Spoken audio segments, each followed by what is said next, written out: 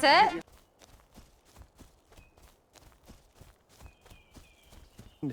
it? You find somebody you connect with that you feel is satisfying you, just listen to them. It's like if you have a good spouse, are you gonna keep shopping for another spouse? Well, I don't know, maybe this spouse won't work out, I gotta see what's available. Or you get a nice car, are you gonna keep going around the car lots looking at cars? No, you're satisfied. So be careful, I'm making a video about that, I think. Don't be a spiritual junkie. You don't keep just trying to get more. You take what you're learning, what you're hearing, and then you sit and you assimilate that. You apply that to your life. And you sit with it, you contemplate it, and then you let downloads come. This is what you do. So, if you're not sure how to connect with the source, you sit somewhere quiet, sense deprivation, you don't want a bunch of noise. You just sit somewhere quiet, go walk in the woods, or in your room, or sit in the closet. Just sit somewhere quiet. And you be willing and open to how the universe wants to speak to you and through you to tell you how to connect with it. This is how you get the data, the download on how to keep your attention on God. God has to tell you how to keep your attention on him. It, her. Oh man, there's a spider web. All right. Sorry. So you have to you have to be willing and quiet and patient. You gotta be patient.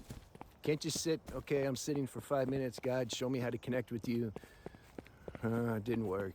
Oh, I'm gonna go back to YouTube. Gotta find some technique. You can't do that. You gotta go through the process of being willing and open to connect with God. That's only gonna come if you genuinely have a desire to connect with God. I like what Yogananda said. He's like one of my favorite teachers. He said, be like the crying baby when the mom keeps giving the baby a bunch of toys to play with and the baby keeps throwing them out. Like, I don't want that. I want you, Mom. So you have to be like that. when something inside you, because you can't fake this to the universe.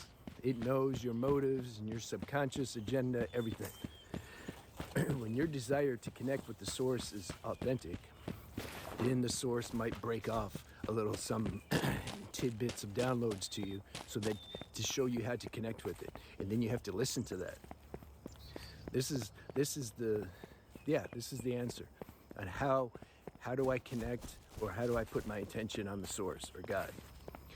You ask how to do it, and then you follow the directions that you get. But you have to discern the difference between when you're getting an authentic spiritual download versus when the mind is telling you how to connect. If you don't know how to do that, again, you ask, God, show me, give me because some people ask, like, what's intuition mean? The mind's asking what intuition means. You can't answer the mind. There's no answer to tell you what intuition, the mind, like, how are you gonna answer that? It's like also when people say, prove to me when you die that you continue. It's impossible. You can't. How are you gonna prove that?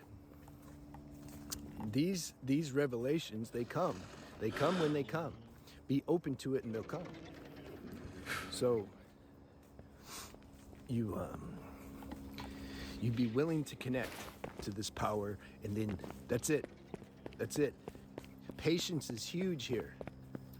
That's actually what the real definition of dark night of the soul is, that a being feels deeply connected with the source, but then all of a sudden he seems to lose it. It's like, whoa, what happened? That happened to Jesus. And Jesus said, God, why did you forsake me? You see? It's like, well, I was in this nice, felt like I was in this nice spiritual cocoon with the source, and then all of a sudden it left. Well, yeah, understandable. Look at his situation. That's what I'm saying. Nobody's above, there's a roadblock. So I'm going to make a U-turn. There's nobody above being challenged on a human level. I don't care who it is or who, no. The mind likes to reminisce about beings who like aren't here anymore and just have books, because then the mind can assign all kinds of magical qualities to this. Oh man, he could just do anything, never affected by anything. Yeah, it's just not like that. If they were here right now, and if you spent time with them, you'd see their human nature also.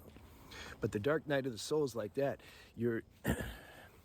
It's teaching patience on the deepest level. So patience is a big deal. Something has to keep faith. Even though you're being open and you're surrendering as best as you can and you want the download and how to connect with the source, but you don't seem to be getting it, you have faith that's going to be revealed to you, because it will. The masters always say that, but that's hard to believe when the mind's telling you the opposite, when your emotions are not feeling connected. So then the mind and the emotions, they double team you. Man, this ain't gonna work for me. Works for other people, but not for me. Like, it never is gonna work. And then you believe that. So don't do the best you can to not believe that. Sometimes you're gonna believe it. Remember, I'm a big proponent of holding space for yourself. Now, those that have watched my videos know I don't discount the practical human level. That's why I made that other channel, or a couple channels. The Beyond the Alchemy, I talk about semen retention, preserving your sexual energy, and also transcending shadows. It deals with your lifestyle habits. You need healthy lifestyle habits because that helps balance your life force and gives you life force. If you're doing a bunch of things that's where it just sucks your life force, make a list. Make a list of things you do that give you life force and things that you do that don't give you life force. I assume you know what that means. You can just feel it. You're in a situation and it kind of uplifts you versus the opposite. Stop doing the things that bring you down. Although, because you're losing your spiritual power to do this, you can say, discipline that I'm sharing, which is, how do I connect with the source? How do I be open to hearing the downloads? You can't get the downloads if there's no capacity to receive the downloads. You need life force in order to get the downloads. And sexual energy, the ojas, is a huge conducive spiritual container for getting the downloads. That's why I'm saying, like, don't lose your sexual energy, and don't hang out with people and in environments that suck your energy. That's what I'm trying to say. Also, you can go to satsangs, go to 12-step programs if you need help, with a certain addiction. Go to churches if you like a certain church, a more open church, unity church, I don't know, Vedanta church. If you're in California, you can go to SRF temples, Course in Miracles. These are all good. I went to those things like all the time in my 20s because it helps keep the vibration up, But this practice I'm sharing, see, I don't have a technique, as a lot of you know, and some keep asking me, like, what's the technique? I don't have a certain meditation technique because it's all good. That's why I say keep your attention on God. However form that takes, whether it's through meditation or bhakti or worship or prayer or japa or mantra or all the above, do it. That's all that matters, is that you find a way, you find your way to connect with the source. And you do it as often as you can do it. You do it if you're in the middle of a street fight. Or do it if you're arguing with your girlfriend or boyfriend. You somehow check in and recognize this presence. That's more powerful than if you just do a normal, like, 1 hour in the morning, 1 hour in the evening meditation, but the rest of your day you're in your mind. So this is my practice. If you want to know what a practice is, although I don't consider it a practice, it's automatic.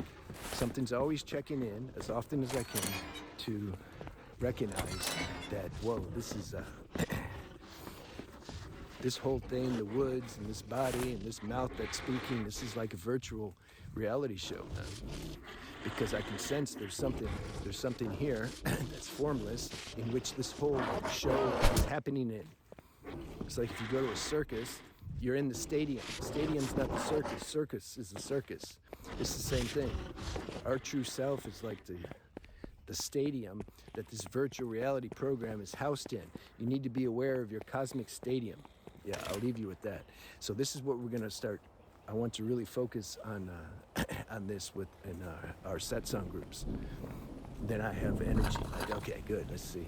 And then we check and see, where are you at? How are you struggling with this practice is what we want to see. Not how are you struggling, like, oh, my relationship broke up, I don't have any money. Yeah, that stuff changes, man.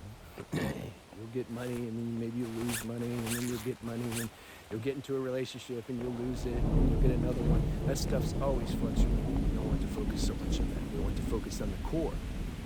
Yeah, what's the core? That's what we're going to talk about. Let's see.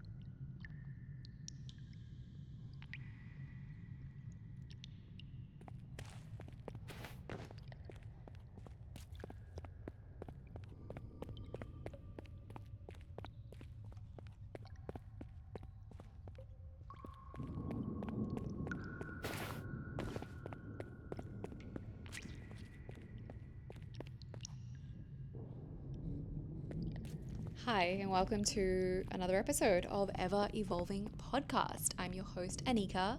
If you are new, hello, thank you for stopping by. And if you're from the existing YouTube channel, then thank you so much for coming back. I just sat here for about 45 minutes and recorded this episode. And then I realized my microphone was off the entire time. Normally, I would think, no, let me just post it. It's done. It is what it is. But I was actually listening to a beautiful podcast this morning by Hilary McVeigh.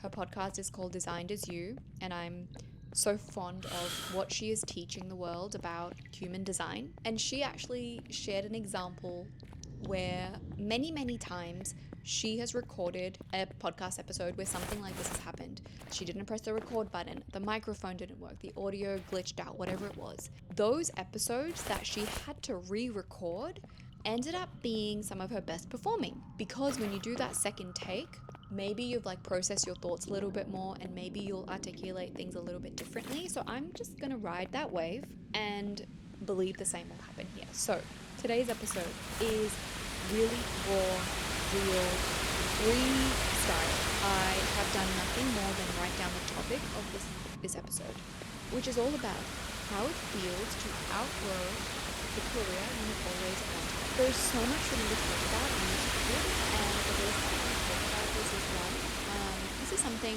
I have been on a journey with over the last few years. Secondly, we are at a weird time in the world right now where I think a lot of people are going through this or are going to go through it. And thirdly, I feel like we mostly hear about success stories either in books, in interviews, in podcasts, whatever it might be, and we hear from people once they've gotten through the thick of like a transition or a new life phase or whatever it might be. And I just want to share real-time experiences and how I'm genuinely feeling and how I'm working through stuff, because that was the whole premise of this podcast when I started it. It was to turn on the camera when I had a spark of an idea or something that I felt so inspired and compelled to share. And that's exactly how I feel in this moment. So that's why I want to talk about what happens when you outgrow your career. Now, why does this happen in the first place? A lot of us go to uni, we get a job, we work in that industry, that profession for 10 to 15 years. And I feel like the general pattern is you work for a decent amount of time to gain enough wisdom, experience, enough feedback. And a lot of people in their late 20s to early to mid 30s hit this roadblock where they're like, maybe I should have a career pivot. Maybe I should do something different. But before we get to this point, there are so many signs and symptoms that you will experience.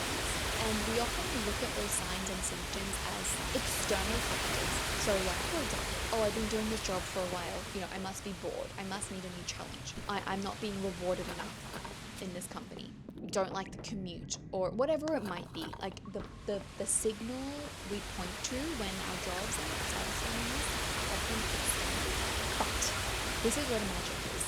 When you get to a point where you have outgrown something you worked so hard and long for, it's not because of an external problem, it's actually an internal problem, and it's a very good problem. I feel like we don't talk about career pivots and the desire to do something drastically different from a lens of like identity shift and a value shift and really just becoming like a different version of yourself. It's often not about the job. It's not about the pay. It's not about the people you work with.